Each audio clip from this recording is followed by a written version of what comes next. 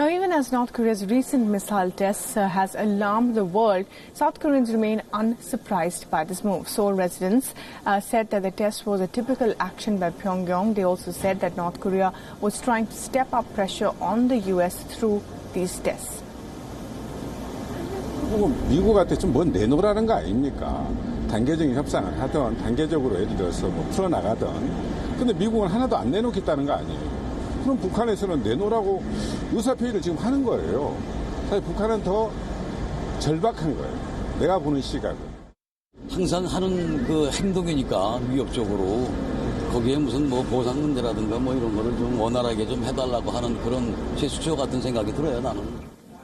And well, let's get you now the latest from Hong Kong, where protesters have gathered in front of the Eastern Magistrates Court. More than 40 people have appeared in a Hong Kong court for their role in the recent protests that turned violent. Thousands of activists clashed with the police near Beijing's main representative office in the city last night. Remember, 44 protesters were charged with rioting by the police yesterday. The riot charges essentially mean that if convicted, they could face up to 10 years in prison.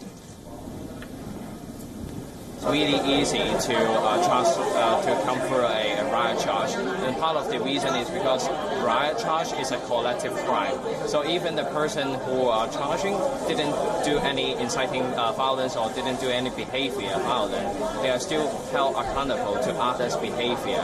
And I think this is wrong. This tells you this system is rigged, and there is some problem in the systems because people should be accountable to their own individual act.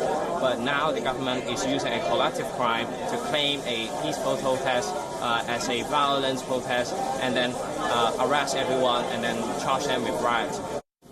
Now, moments before the court proceedings were set to begin, hundreds of protesters gathered outside the court, braving the steady drizzle. Among the 44 people charged with rioting is also a 16-year-old girl who is the youngest in the lot.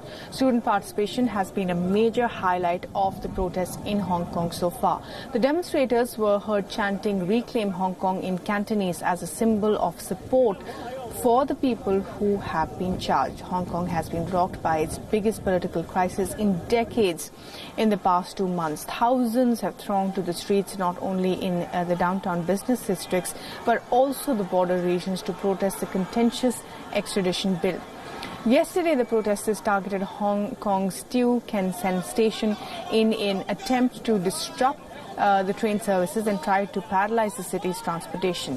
Activists blocked train doors, disrupting services and forcing hundreds of people to stream out of the railway station in support of alternative transport.